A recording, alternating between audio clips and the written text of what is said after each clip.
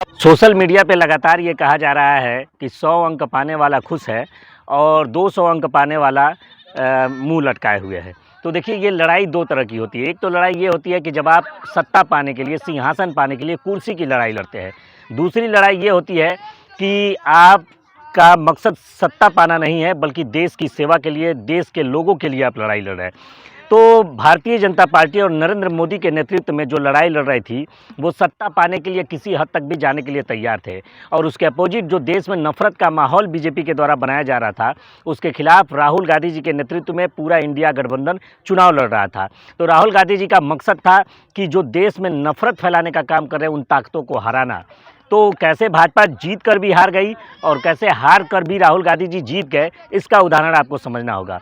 मकसद ये था लोगों को जगाना कि किस आधार पर चुनाव होना चाहिए, किन मुद्दों पर चुनाव होना चाहिए। आप देखे होंगे कि नरेंद्र मोदी की सरकार चुनाव जीत कर हार गई है। उसके पीछे कारण ये है कि ये राजस्थान में जाते हैं, मटन, मीट और मछली की बात करते हैं, लेकिन जब रिजल्ट आता है तो राजस्थान भारतीय जनता पार्टी को जवाब दे देती है।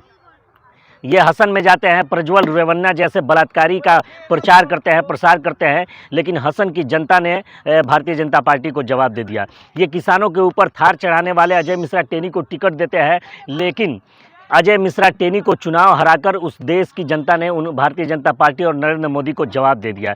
ये लगातार तानाशाही रवैया अपना रहे थे। मणिपुर से लेकर के चाहे बनारस में जो बीजेपी आईटी सेल के लोग थे जो छात्रा के साथ बलात्कार और रेप किए, चाहे मणिपुर के अंदर जब महिला को निर्वस्त्र किया गया, तमाम बलात्कार की घटनाओं पर स्मृति ईरानी चुप्पी साधी हुई थी और बाकी जगहों पर वो बड़ा मुंह खोल के विपक्ष को आड़े हाथों लेती थी। लेकिन अमेठी की जनता ने स्मृति ईरानी को भी इस पर सबक सिखाने का काम किया।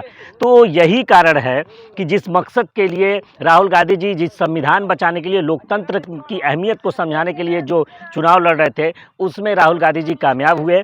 और यही कारण है कि नरेंद्र मोदी की नफरत वाली राजनीति हार गई।